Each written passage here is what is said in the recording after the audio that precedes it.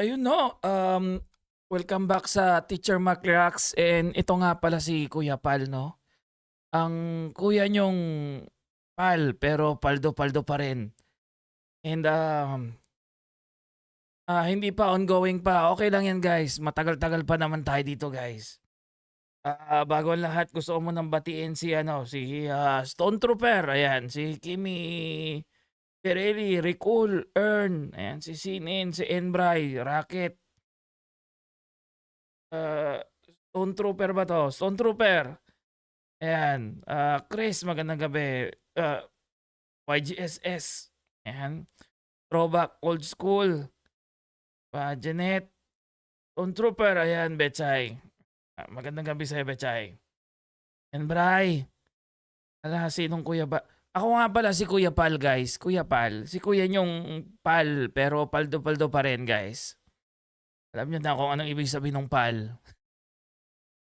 Anyway, no? Ito kasing video na to, wala mo na si Teacher Mark ngayon, no? Itong video kasi na to, matagal na to eh.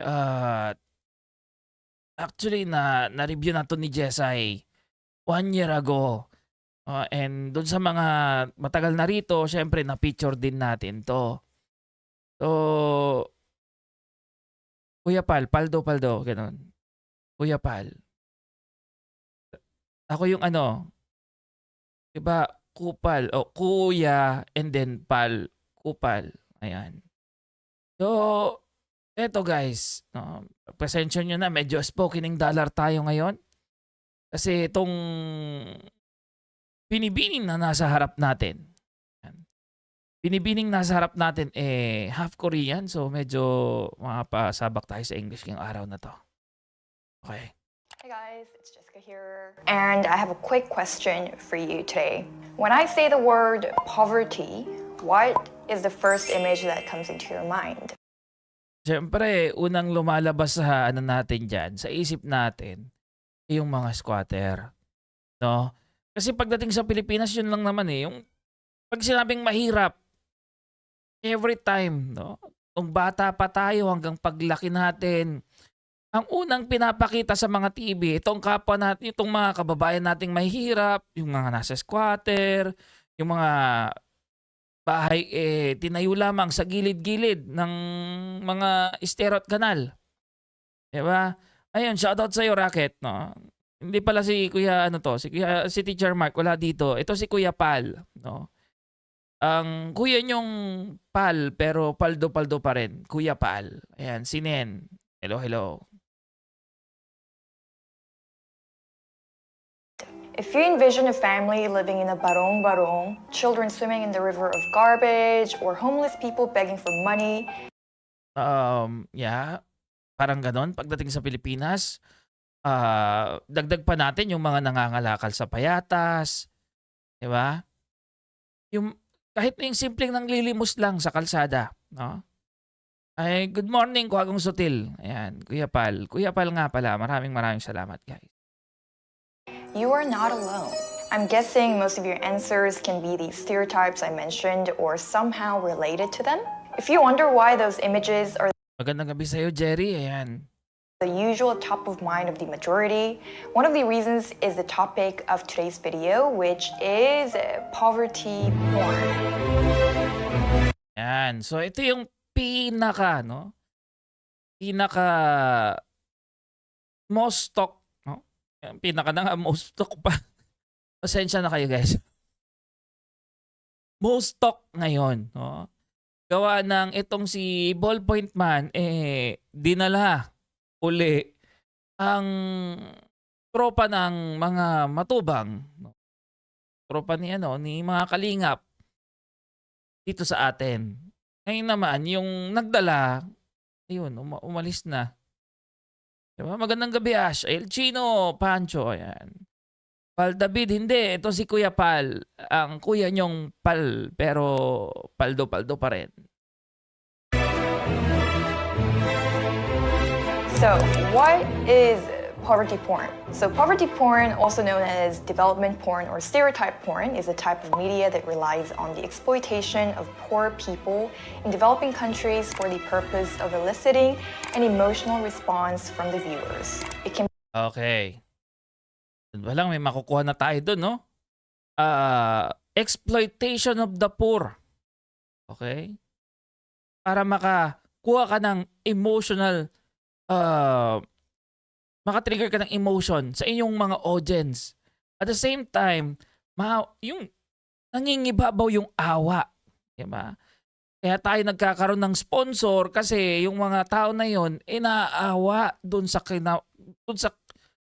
nangyayari dun sa tao. Maybe naalala nila yung nanay nila, tatay nila, or nasaan sila before doon sa tao na yon. Yun yung nagtitrigger sa kanila para, uy, gusto kong tulungan yung tao na to. Diba?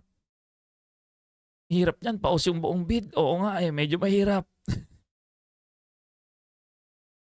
Effort to, guys. can be done by individuals or media, even non-profit organizations or charity organizations. So by definition, poverty is not being able to meet basic human needs, so food, clothing, and shelter. And the United Nations defines poverty this way. Poverty is about more than a lack of income. It has a range of different socioeconomic dimensions, including the ability to access services and social protection measures, and to experience opinions and choice, the power to negotiate, and social status, decent work, and opportunities. So Ayun. So, ang dami pala, no? Hindi lang pagkakaroon ng walang pera ang poverty. Okay? Marami pang nakapaloob dyan. Diba? Parang socio-economic dimension, including ability to access service. Okay? Ang bahay, wala kang, yung mga basic needs. Okay? or to negotiate, and social status, decent work, and opportunity. Decent work and opportunity. Alam naman natin, di ba? Awit Kuya Pal, sana matulungan niyo po ako. Ay naku, Chibi, naku. So, huwag ka mag-alala, Chibi. Maghanap tayo ng sponsor para dyan. Pero syempre, alam nyo na, ang kitaan dyan, no? Kapag ganyan, may sponsor, 75 sa akin, 25 sa inyo para okay tayo. Paldo. Opportunities. So meanwhile, poverty porn often features images or stories of people living in extremely difficult circumstances, such as in slums or streets, and these images highlight suffering and often Tama, yung suffering nila, yung paghihirap nila. Diba?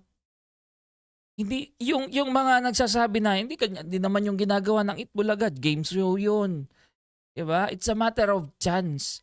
Ito kasi, ini-scouting nila. Ito, mukhang nakakaawa masyado to. Ito, papasok to dun sa mga, pupukaw, no? Ng puso ng ating mga future, no? Dito, sponsors. Yun yung ginagawa nila. Whereas doon sa Itbulaga kasi, it's a matter of luck eh. Natataon lang siguro na minsan yung mga pinupuntahan nila na barangay medyo below doon sa sa minimum. 'Di ba? O yung magba-viral. Tito Ben hindi, ito si Tito Pal. Ang tito nyong Pal pero paldo pa rin. often include exaggerated or dramatized portrayals of poverty. So most of the time, Ito nga rin yung isang inaano natin before, no? Dito sa mga poverty porn. Kung gusto nyo i-video, takpan nyo yung mukha. Diba? I-blur nyo yung mukha, wag nyo ipakita. Diba? Pero ang sinasabi nila, baka daw mag-spark to ng sabihin ng mga sponsor, hindi naman kami sure na siya yan kasi blurred yung mukha. Diba? Patrick with CKD, magandang Magandang gabi sa'yo. Ayan, Pal Santos Magulang. Yes. 'Pag may sponsor, 75 sa akin, 25 sa'yo. Time it focuses on the negative aspects of poverty to generate sympathy or sometimes donations from its audience. Because of that, it has long been a controversial and often criticized Wala si Teach ngayon, Recul. Eto si Kuya Pal. Ang kuya mong Pal, pero paldo-paldo pa rin. Yan. genre of film and photography. And right now, you might be wondering, why am I even talking about this? So being on social media and a YouTuber for a number of years now, these videos are not new to me. So as you may also have noticed in the past years, YouTube has become a hotbed for poverty porn videos. Hindi lang YouTube, no? Nagkalat na sila ngayon. Like Facebook, and TikTok. Sa lahat na pwedeng i-monetize yung mga videos nila, gagawin nila. Kasi nga, doon sila kumikita eh. Maliban na lang siguro doon sa kung may nagbibigay. No? Mas malaki rin siguro yung kikitain nila doon sa mga viewers. Kasi most of the time viral yung mga ganyan. Umaabot ng milyon-milyon. Okay? Mary Rose Sebastian. Ayan, mahirap talaga. Good evening, Razel and Vega LQ. Ayan. So Yun, si Paco, no? Yun si Paco. Paco, maalala mo ba ako? Ako yung si Kuya Pal. Ang kuya niyong Pal, pero paldo-paldo pa rin. So a quick search for poverty porn on YouTube, it yields millions of results, or you might be even watching one without realizing it is one. And Eto guys, no? Ang nakakatawa dito, no? Sabi dito ni Miss Jessica, no? Yung mga poverty porns, hindi mo alam na poverty porn na pala yung pinapanood mo. Diba? You're seeing one while you are not realizing that what you are watching is one. Okay? Ito yung mahirap kasi nga pati yung mga poverty porn stars, no? Hindi rin nila alam na poverty porn na yung ginagawa nila. Kasi laging sinasabi, at least nakatulong. May kilala nga ako, at least nakasurvive. Diba? Ano yung sinasabi nila, guys? Yung mahirap sa mga to na talagang ipaglalaban nila na tama yung ginagawa namin kasi tumutulong kami. Pero hindi nyo alam. No? Pinagkakakitaan nyo na talaga yung mga kababayan nating mahirap. Kapuspalad. No? sadly, the Philippines is Ang bilis ng transition. Nico Batid to Kuya... Hindi nasagot si Nico Batid eh. Ay, si Nico David eh. Kuya Pal muna tayo. Tagal kasi sumagot eh. Umayaw na sa atin guys si Nico David. Di na tayo love. is one of the most popular destinations for poverty porn. There are many reasons why the Philippines is such a hotbed for these types of content. Unang-una sa lahat, bakit hotbed ang Pilipinas? Bakit kahit na yung mga foreigner guys, pumupunta sa Pilipinas? Actually,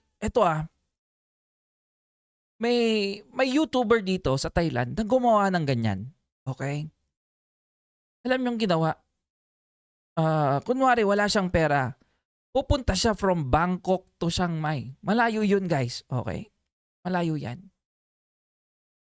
Ang ginawa niya, so out of doon sa, pag nakikita siya ng mga tao, tinutulungan siya. Pakunti-kunti hanggang makapunta dun sa paroroonan niya. Ngayon, itong si YouTuber, may nakitang, may nagmagandang loob na bus driver. Okay? Yung truck driver. Ginawa niya, binigyan niya ng 10,000 baht. Okay? That is 16,000 pesos. 10,000 baht. Alam yung ginawa ng driver? Tinapon niya yung pera. Kasi alam niyang ma-exploit siya, eh. Alam niyang papakita na tumanggap siya ng pera. Sa feeling siguro niya ikakababa ng dignidad niya 'yun, kaya tinapon niya yung pera. Actually, naging controversial 'yun lately. Pero okey naman na, naayos na nung content creator 'yun. Well, kudos to that guy, 'di ba? It just shows to prove na ang pagtulong ang pagtulong walang hinihinging kapalit 'yan. Ito lang talaga sila sila itong mga friends ko lang yung I helped you, you helped me. Journey yung truck driver, medyo malapit na dun. And mainly there are two. So the first is that the country is home to a large number of impoverished people. And second, Yes, because we are third world country, guys. Wait lang. Ako muna. Wait muna. Ito. Balik muna tayo kay Teacher Mark. Ang hirap. Ay, kinaya ko ng ilang minuto yun. 16 minutes. Tagal din nun, ha?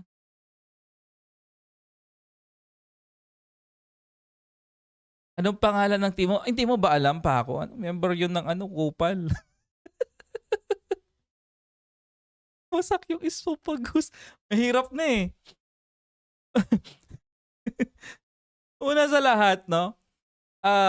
Third world country kasi tayo, no? Maraming mahihirap sa atin. Let's admit that 75% ating population nandoon sa baba. Kaya nga eto, yung mga foreigners, no?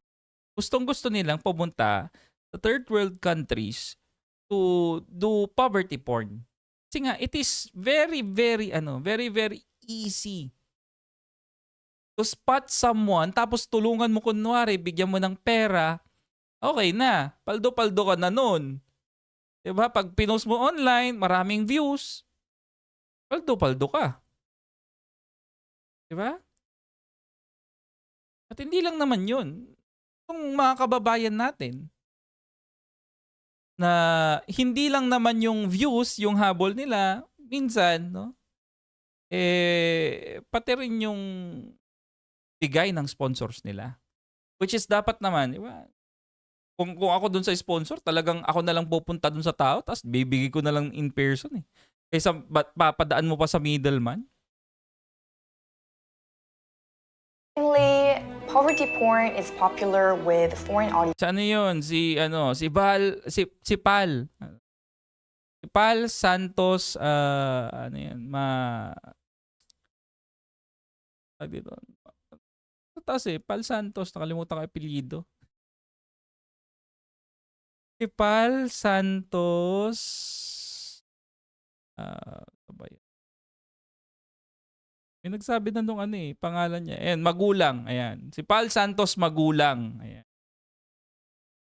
Si Kuya Pal for short. Ayan.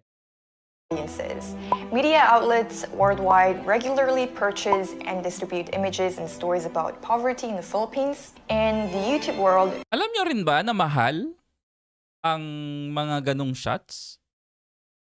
Yung mga nagso-showcase, no, ng kahirapan. Mahal yung ganong shots pag ibebenta mo.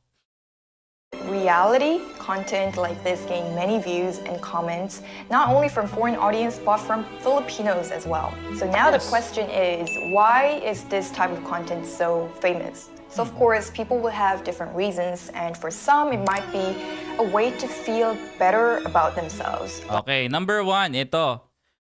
They feel better about their current situations. Alam mo yung yung sabi mo, ang malas-malas ko na sa buhay ko. Tapos nakita mo nakita mo yung isang kababayan natin na mas nandun sa silong. 'Di ba? Bigla mo na lang maiisip, ay, blessed pa pala ako. Na lang, blessed pa pala ako. They feel better about their current situation. Yeah, nasa baba ka, Pero pag nakita mo yung may taong mas mababa sa'yo, would hindi ko alam kung that will make you feel better, eh. Kasi it will not change the status quo, nasa baba ka pa rin. 'Di ba?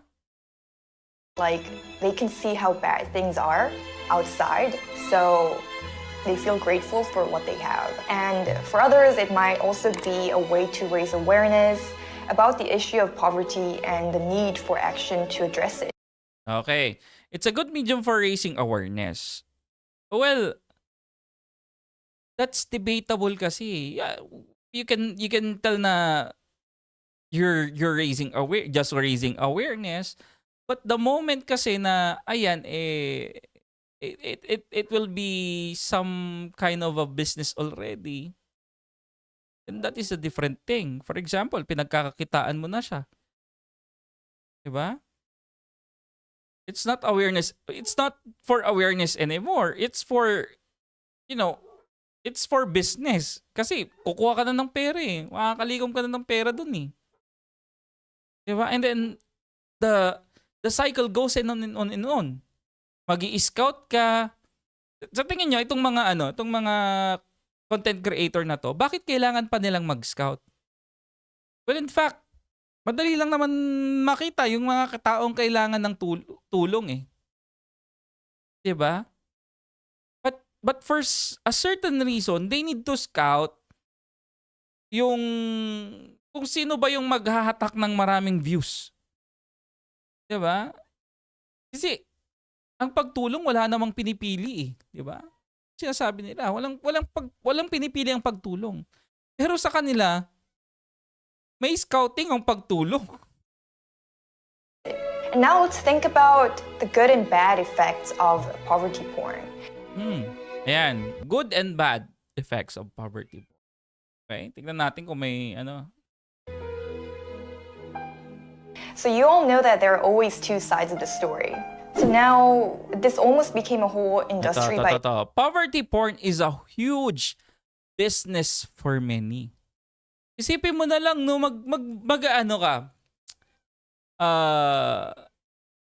maglalabas ka ng 500 pesos, ibibigay mo sa isang tao. Tapos yung yung video na yon, umabot ng let's say 500,000 views. Magkano rin yun? Diba? Ang 1,000 views is $1. Okay? Tapos 500,000 views. Iba pa yung doon iba pa yung mga magpapalipad, 'di ba? Yung mga gustong mag-abot ng financial help doon sa mga tao. Iba pa 'yun. 'Di ba? From a mere 500 pesos, paldo-paldo ka.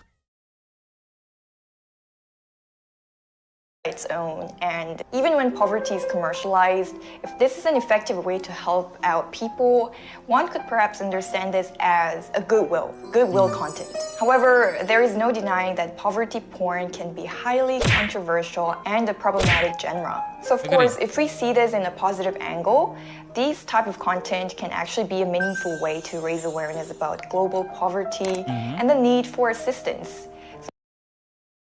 Ano yung narinig ko dito sa kanila na kaya bang solusyonan ng gobyerno natin yung poverty? Paano masusolusyonan ng gobyerno natin yan kung yung mismong tao ang problema?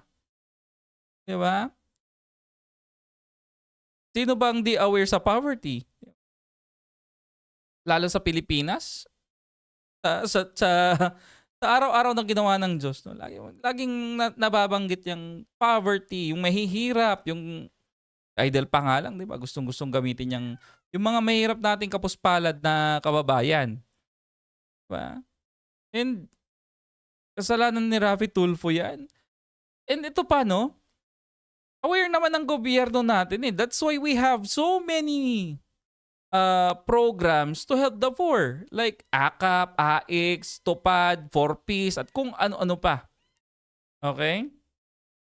Pero kasi ang problema, nagiging asa na lang yung tao. 'Di ba? Instead na yung tao magbanat ng buto, maghanap ng trabaho, ngayon, it it created this mentality na asa mentality or ayuda mentality. 'Di ba? Kung gusto nila tumulong, sila ang magtrabaho. Good evening, Sir Mark and Dark Shade, magandang gabi. Keep it real. Nagsanga-sanga na yung issue dahil sa kahirapan. Asa yung tao, asit sa politiko. So poverty porn can effectively raise awareness about the plight of the people and generate sympathy and support the audience. So it can be a powerful tool for fundraising and mobilizing support for humanitarian aid. And I can totally agree to this idea because, we are Well, I can agree to that. It can be a powerful tool, no, for humanitarian aid. But the thing is, are these people conducting poverty or charity vlogging right now are the right people? Diba? Yeah, it can be used for good. At the same time, it is a double-edged sword. It can be used as a bad thing as well. When people starts to make money out of it. Diba? When you capitalize on the poverty, the status in which the person is in, that is the start of the problem. Diba? Instead na maging solusyon ka, ngayon, nagiging part ka na ng problema. Kasi nga, you're creating another problem out of a problem. living in a world where social media is kind of like an extension of our world. It's like a mini world inside the box in your phone. It is where we get access to different information, we learn, we watch, we... Sabi ni Tol Goodman, but crush ko yan si Jessica. Actually, maganda to si Jessica. Maganda siya. And I like her contents regarding yung mga trabaho ng mga normal na Pilipino, 'di ba? Like crew and so on and so forth, like at the same in a simple way, no? Parang naiko-connect niya sa tao yung mga mga pinagdadaanan ng mga simpleng mamamayan. Sabi dito ni Ricol, focus na sa message, wag the messenger, guys. Char. Misteryoso, shoutout sa'yo. Ayun, paanong hindi gagayahin si sinungaling Rapi Tulfo? Yumaman dahil sa pobre. Di ba? Oh yeah. Di ba? May misconception si Jessica. Perito. We share things through social media, and when we see these type of content and we feel the need, we get reminded of these social problems that exist that I may be insensitive about. But of course, we cannot... Well, siguro if you are a person na nabuhay ka, no, nagumpisa ka sa buhay na may silver spoon sa bibig or golden spoon sa bibig, you might care less about poverty. Pero tanda natin, 75% of the Filipino population are poor. Yun yung masaklap na katotohanan. Diba? So, for some certain people, they might not be keen about it na diba? Wala silang ka-idea kung ano bang nangyayari, but it is there. It is reality. Diba? Yeah, she explores the culture of the Philippines by first hand, sabi dito. Jessica, kung single ka, may biyan kami. Ay, patay tayo dyan. Also ignore the kind of downside to these type of content. So critics of poverty porn argue that... Sabi ni Claude, ay Kuya Pal, magandang gabi. Hingi sana ako ng tulong kung pwede. Pwede lang ako magbigay ng tulong, Claude. Wait lang.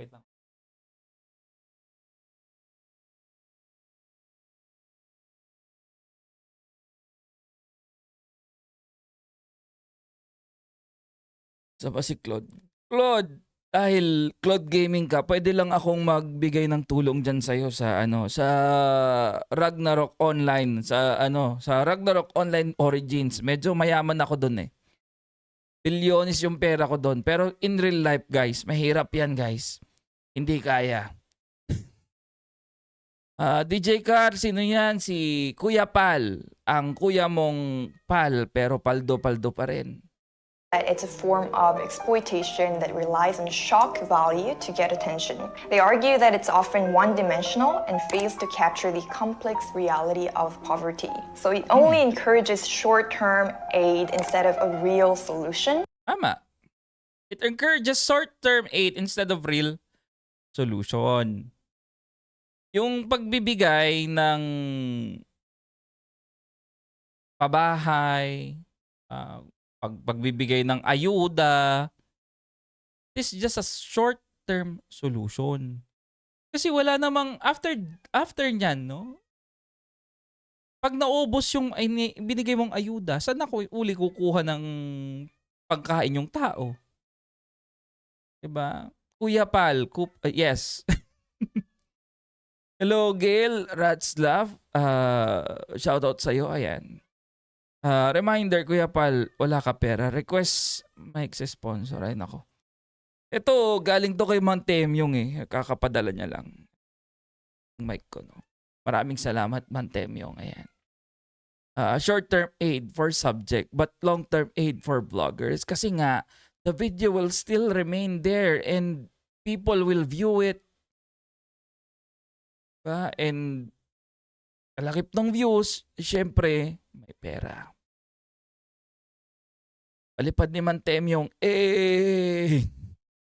So it can reinforce negative stereotypes about the developing world because that's how people think. They see one thing and, oh, where's the country? The Philippines? Oh, because that's how Ito. That's why they think of the Philippines as mahirap na bansa because it's out there eh. Yung mga video dyan, ang daming mas showcase yung kahirapan ng bansa natin compared dun sa development na nangyayari. That's why people in the western parts of the world think that the Philippines is so poor. Okay? Kahit, alam mo, pagpunta nila dun, parang, wait, iba naman tong pinuntahan namin na parang Pilipinas ba to? Hindi naman to yung nakikita namin sa online na. Diba, Cooking Tita, mag-sponsor ako. Meron po akong 4 na farm sa farm bill. Ayun. Abay, medyo mayaman-yaman pala to si Cooking Tita. Maraming farm pala to. Thanks, Mantemyong. Ayan, be not made a beggar banqueting upon borrowing. Sabi ni Tadeus Porel. Ayan. Kaya maraming nasashock pagpunta sa BGC. Sobrang modernized, yeah. Diba? Parang, wait, ito ba yung Pilipinas na nakita ko? BGC. Diba? May mga sports car na ganun. Ay, third world country to. Parang ganun. people think. They see one thing and, oh, where's the country? The Philippines? Oh, the Philippines is so poor. Ultimately, whether or not to consume poverty porn is a personal decision. However, it is crucial to be aware of this generous potential. For me, no, yeah, it's a choice. Pero kasi, the problem lies with the maker, the creators. Okay? It's not with the viewers. Diba? Kasi yung viewers, manonood lang ang manonood yan eh. Diba? If they like the content, manonood lang sila. But what we need to stop is the creators creating contents like this. Diba? Itigil ng mga content creators na pagkakitaan yung kahirapan ng ating mga kababayan. Diba? Na kapalit ang konting halaga kapalit ng konting halaga masisira na yung dignidad ng mga tao. Diba? Yun yung ayaw nating mangyari. Kuya Pal, kaboses mo na si Teacher Mark. Ay, sorry. Sorry guys, medyo bukas kailangan kong mag-strepsils nito. potential positives and negatives before making the decision to actually consume it. And I think that's the kind of mindset we should have in every content we're consuming, actually. But now, what I personally question about the role of these types of videos is that more than the emotion of pity, I wonder if the people in those videos are aware of how they're being shown in media. Actually, I think they're not aware of it. Diba? Aware ba yung mga tao na to kung paano sila ipakita sa social media? I think not. Kasi kung ikaw yung tao na yon, would you be happy that people are showing you in your most lowest state? Diba? Para kaawaan. People still hold pride and dignity. May mga taong ayaw nilang kinakaawaan pa rin sila. Even though mahirap sila. Diba? Itong mga content creator natin, walang pakundangan lang minsan eh. Diba? And I worry about the fact that their dignity as a human being might have been disregarded in the process of filming or in the process of being shared to thousands of people worldwide. And then the ultimate question is, will they actually get direct help at the end of the day? Because let's say if we Okay, what kind of help do they get? Okay, will they get direct help? Alam naman natin yung nangyayari dyan. There's no such thing as direct help. Kasi may middleman dun sa pagtulong. And kung sino yung middleman, alam nyo na guys, paldo-paldo tayo dyan. we are talking about the goodwill, the good intention we talked about a while ago, the effect of these photographs, videos has to be some kind of improvement in the poverty sections in those places. But does it actually help? Does it actually help? For me, to answer that one, it doesn't do any help. Dun sa taong pinipicture. Pero kung doon sa taong nagbi-video, it actually helps.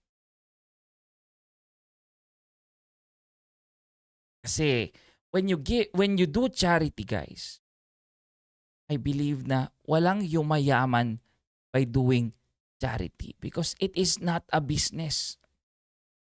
Okay? You are giving what you have. And you're not gaining from it.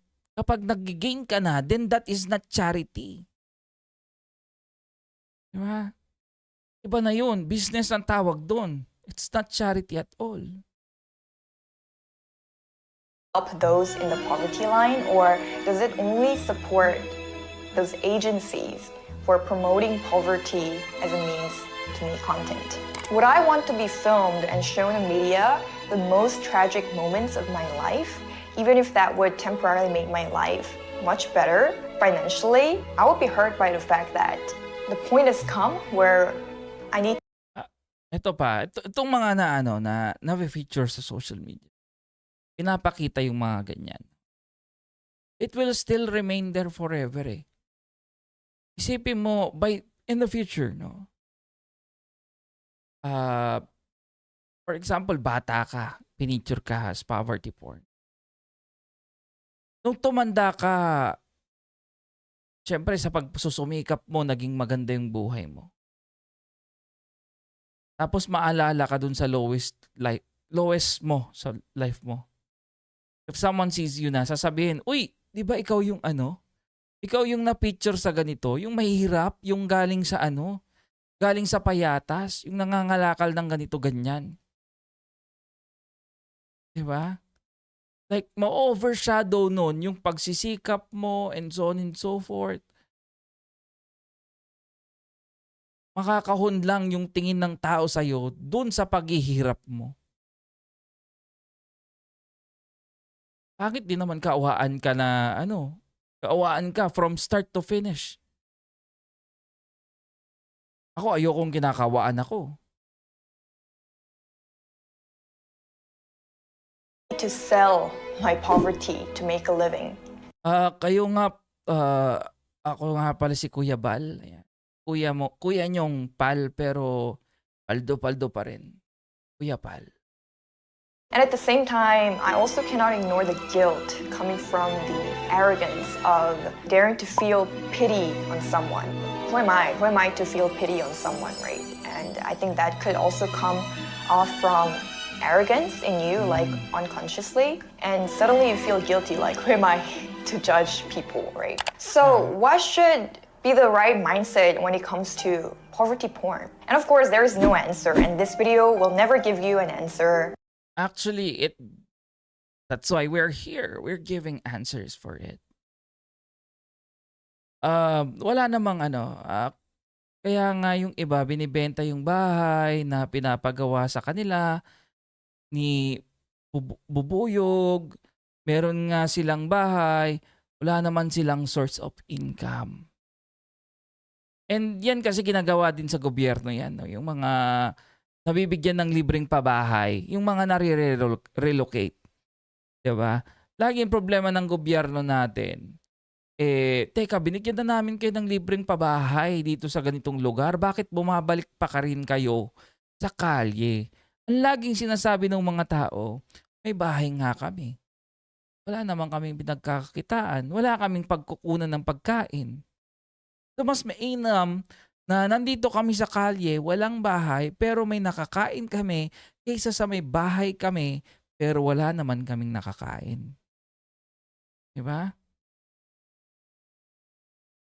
So since we're talking about it, I would also like to mention that. Okay, balik tayo doon. We will give you an answer for it. No? Poverty porn in general, is bad. There's no buts or if regarding it. Kasi in general. Lalo na sa panahon ngayon, it is being posted social media, sa kung saan-saan, to gain sympathy, to gain viewerships, to gain sponsors. But by the end of the day, the person who is being featured is not gaining anything, but the person who created the video and uploaded it, paldo-paldo, kagaya ni Kuya Pal. Paldo na paldo. I'm not making this video because I want to judge people. I'm just making this video because it has been a very controversial topic, especially with the fact that there's a fine line between poverty porn and a responsible storytelling. For that, no. It's two different things. It is two different things.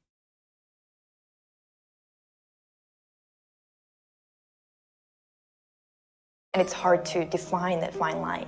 So I guess at the end of the day, it's just important to be thoughtful and critical when consuming any form of media, as I mentioned, especially when it comes to sensitive topics like poverty. And as I said, it could be a useful tool for raising awareness and No. It's not. It will never be a tool for raising awareness. We are already aware. The mainstream media and so on and so forth, no, are there telling us to be aware that there is poverty. There's no point of these people going around and telling us na, oy, eto mahirap. Oy, eto mahirap. No. Diba, magkaiba yung bagay na yun. generating support for important causes. But if not done in the most responsible way or in the most thoughtful way, I think it's very essential to be mindful of the potential risks and pitfalls of poverty porn. So, yeah. Ayun. Well, mag-start na rin tayo dito sa poverty porn content, no? Kasi nga, syempre, nagiging talamak na rin siya. Kailangan din natin sigurong i-boses kasi na-remember ko talaga before. Sabi nga ni Ricol, I was starting kasi sabi ko mag-umpisa na kaya ako kila sa poverty porn, sabi ko. Sabi ni Nick Recul that time, naalala ko pa, sabi niya, wag muna kasi masyadong malaki pa ngayon. Pero kasi right now, the community is at it already, 'di ba? Hindi lang naman tayo nag-iisa. Andiyan naman yung mga natin, kasama natin like sila Kayo, sila Paco, Mang Rene, 'di ba? Sean Wayne, Mantemyong. So I believe it's the support we're getting from you guys is enough para siguro mag-voice out din tayo regarding these kinds of contents. Lagi nilang sinasabi kasi, bakit rapid tulpo, rapid tulpo, rapid tulpo?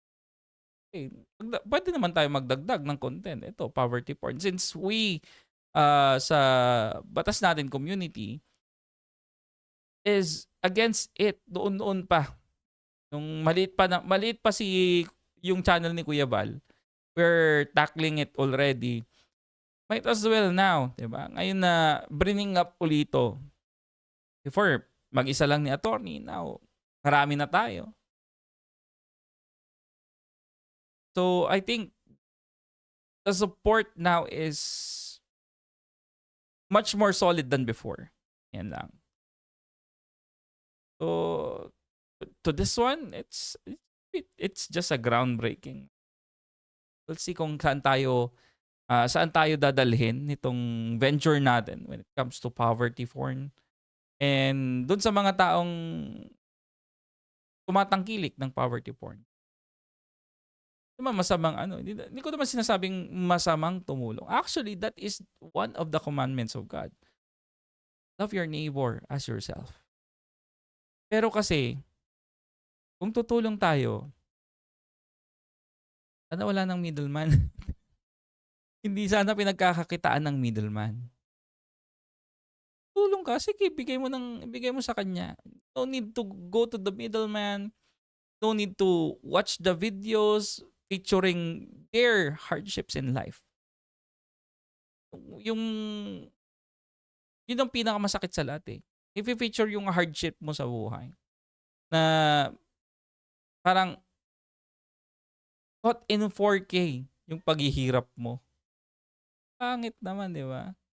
So, ayun lamang guys. Isa lang yung live stream natin ngayon. No? I just wanted to tackle this one. And then, bukas, back to regular programming tayo. Pasensya na ngayon kasi galing kaming labas. Ayan. Maraming salamat guys sa panonood. And I'll see you tomorrow. Same time, same place. And maraming salamat. This is Teacher Mark. Out. Bye-bye guys.